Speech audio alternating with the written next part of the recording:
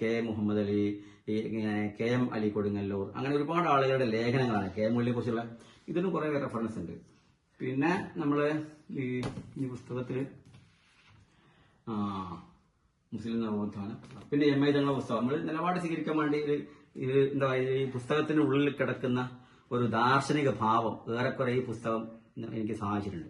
അതായത് ഈ ഒരു പുസ്തകത്തിന് ദർശനം ഉണ്ടാവുമല്ലോ. അതിന് പിന്നെ ആലി മുസ്ലിയാരുടെ പുസ്തകം നല്ലൊരു പുസ്തകമാണ്. പിന്നെ തലശ്ശേരിയിലെ മുസ്ലിം ചരിത്രത്തിലൂടെ തലശ്ശേരി മുസ്ലിം ചരിത്രം, അത് നല്ലൊരു വി കെ കുട്ടു എന്ന ആൾ എഴുതിയ പുസ്തകമാണ്. ഇതിൽ കുറച്ച് കാര്യങ്ങളൊക്കെ കുറെ കാര്യങ്ങൾ അവിടുത്തെ സാമൂഹ്യ പശ്ചാത്തലം, ഇന്നത്തെ തലശ്ശേരി. പിന്നെ എപ്പിന്റെ പുസ്തകം നമുക്കൊരു ആവേശമാണ് ഇങ്ങനത്തെ കാര്യങ്ങളൊക്കെ ചെയ്യാൻ. പിന്നെ കെ കെ അബു സാഹിബിന്റെ പുസ്തകം, അതേപോലെ ഒ അബു, ടി ഉബൈദ്, അതേപോലെ വക്ക അബ്ദുൽ ഖാദർ എന്ന പുസ്തകം, അതേപോലെ ഇത് എന്താണ് രായൻകുട്ടി നീറാടിന്റെ പുസ്തകമാണ്. ഇതിൽ എം കെ ഹാജിയെ കുറിച്ച് കുറെ കാര്യങ്ങൾ പറയുന്നുണ്ട്. പിന്നെ മലബാർ സമരം MP നാരായണ മേനോനും സഹപ്രവർത്തകരും, ഈ പുസ്തകം നമ്മൾ നേരത്തെ അതിന്റെ ഒരു കോപ്പി ഇവിടെ ഉണ്ട് അല്ലെ, 2 കോപ്പി വാങ്ങി അറിയാം. അപ്പോൾ അത് പിന്നെ മറ്റുള്ള അറിയാൻ വാങ്ങി.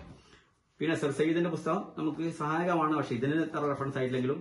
പിന്നെ ടിപ്പു സുൽത്താനെ പറ്റി ഇത് ഡോക്ടർ KK കുറുപ്പ് എഴുതിയ പുസ്തകമാണ്. ഇതല്ലേ KK കുറുപ്പിന്റെ പുസ്തകം ടിപ്പു സുൽത്താൻ. ഇത് നല്ല പുസ്തകമാണ്. ടിപ്പു സുൽത്താനാണ് കേരളത്തിൽ ഇവിടെ നിലവിലുള്ള റോഡുകളും ഒക്കെ ഉണ്ടാക്കിയതെന്നും ടിപ്പു സുൽത്താന്റെ രാജ്യസ്നേഹം കൃത്യമായി പറയുന്ന നല്ലൊരു പുസ്തകമാണ്. അദ്ദേഹത്തിന്റെ പ്രചോദനം കൊണ്ടാണ് കേരളം ഇങ്ങനെ മാറിയെന്നും.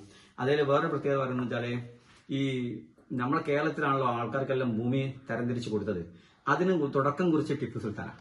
അപ്പൊ അതൊക്കെ ആ പുസ്തകത്തിൽ പറയുന്നുണ്ട്. പിന്നെ മൗലാന അബുസബാഹ് അഹമ്മദ് മൗലവിയെ കുറിച്ച് P മുഹമ്മദ് കുട്ടശ്ശേരി എഴുതിയ പുസ്തകമുണ്ട്. ഇതിലാണ് മുസ്ലിംകളുടെ ചരിത്രം കാര്യമായിട്ട് ഉത്ഥാന പതനങ്ങളുടെ ഭാഗം പറയുന്നൊരു ഭാഗം ഇതിൽ പറയുന്നുണ്ട്. കേരളത്തിലെ ലിവ് പെയ്യും ശൈലം, ഇത് മറ്റേ മുഖദ്ദിമ ചരിത്രത്തിന്റെ ഒരു ആമുഖം എന്നാണ്. അപ്പൊ ഇങ്ങനെ കുറെ പുസ്തകങ്ങൾ നമ്മൾ റെഫർ ചെയ്തിട്ടുണ്ട്. ഇപ്പൊ ഈ പുസ്തകം ശരിക്കും നമ്മുടെ ഇതൊക്കെ ഇത്രയും സാധനം ഉണ്ടായിരുന്നു നമ്മുടെ ബുക്ക്, ഇത്രയും പേജുകൾ നമ്മൾ പ്രിന്റ് എടുത്തിരുന്നു. അത് പിന്നെ 320 പേജാക്കി ചുരുക്കിയതാണ്. അത് കുറെ അധികം കാര്യങ്ങൾ നമുക്ക് ലഭിച്ചു. ആ ലഭിച്ച കാര്യങ്ങളിലൊക്കെ ചോയ്സൊക്കെ പഠിച്ചു വെച്ചു. അങ്ങനെ ഇത്രയും കാര്യങ്ങൾ ഇതിപ്പോ ഇതിന്റെ ലാസ്റ്റ് ഇങ്ങനെ ഇതിൽ ചുരുക്കിയതാണ്. ഇത് ഞങ്ങൾ ആദ്യം മുഖചിത്രം ഇതായിരുന്നു ഉദ്ദേശിച്ചിരുന്നത്, അതായിരുന്നു മുഖചിത്രം ഉദ്ദേശിച്ചിരുന്നത്. പക്ഷെ പിന്നെ ആൾക്കാർ പറഞ്ഞതല്ല മുഖചിത്രത്തിൽ വേണ്ട, ഇത് മതി എന്ന് പറഞ്ഞ അങ്ങനെയാണ് നമ്മൾ ഈ പുസ്തകം ഈ രൂപത്തിൽ ചുരുക്കിയെടുത്താൽ നമുക്ക് ഒരുപാട് കാര്യങ്ങൾ നമുക്ക് വിഗ്രഹയെ കുറിച്ച് നമ്മൾ പഠിക്കാൻ കഴിഞ്ഞിട്ടുണ്ട്. പിന്നെ അങ്ങനെ നമുക്ക് ഈ രംഗത്ത് കുറെ അധികം ഞാൻ പറഞ്ഞല്ലോ ശശിധരന്റെ പ്രഭാഷണങ്ങൾ, അത് നമുക്കൊരു നല്ല ഇത് തന്നെയാണ്. അപ്പൊ ഇങ്ങനെ കുറെ കാര്യങ്ങൾ നമ്മൾ നോക്കിയിട്ടുണ്ട്. ഈ പുസ്തകവുമായി ബന്ധപ്പെട്ട് നമുക്ക് പിന്നെ റെഫറൻസ് ചെയ്യാൻ പറ്റിയിട്ടുണ്ട്. പിന്നെ കേരളം നവോത്ഥാന ചരിത്രം, അതേപോലെ കേരള ചരിത്രമുണ്ട്, അതിൻ്റെ അടുത്ത് ലൈബ്രറിയിൽ ഞാൻ വാങ്ങി നോക്കിയിട്ടുണ്ട്. അങ്ങനെ കേരള ചരിത്രം ഇളംകുളം കുഞ്ഞൻ പിള്ളന്റെ ഒക്കെ ഉണ്ടല്ലോ, അത് പഴയകാല സമൂഹങ്ങളുടെ ചരിത്രം എന്നാണ് പഠിക്കാൻ പറ്റിയിട്ടുണ്ട്.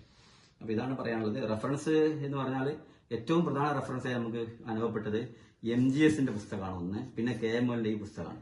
ഈ 2 പുസ്തകമാണ് നമുക്ക് ഇത് മലബാർ സമരം മലബാർ സമരത്തെ പറ്റിയുള്ള ഈ പുസ്തകമാണ്. പിന്നെ ദഫ്തറുൽ മുജാഹിദീൻ, ഇതൊക്കെയാണ് നമുക്ക് ഏറ്റവും അധികം സഹായകമായ ഗ്രന്ഥങ്ങളായിട്ട് ഇതിന് മാറിയത്. AK കൂടൂരിന്റെ ഒരു പുസ്തകമുണ്ട്. ഇത് ഞാൻ വായിച്ചത് പുതിയ പുസ്തകമാണ്, ഞാൻ പിന്നീട് വാങ്ങി. ഞാൻ റെഫർ ചെയ്ത ശരിക്ക് നമ്മുടെ തിരുവങ്ങാടി ലൈബ്രറിയിലെ അതില് ഈ 1924 ആംഗ്ലോ മാപ്പിള യുദ്ധം എന്നുള്ള പുസ്തകം AK കൂടൂരിന്റെ പുസ്തകമുണ്ട്. അതിലെ പേജ് നമ്പറാണ് മറ്റേ റെഫർ ചെയ്യുക. ശരി, ഇതിന് പേജ് നമ്പർ അല്ല നോക്കണ്ടേ, കാരണം ഇതിൽ ചെറിയ പേജ് നമ്പർ വ്യത്യാസം ഉണ്ടാവും.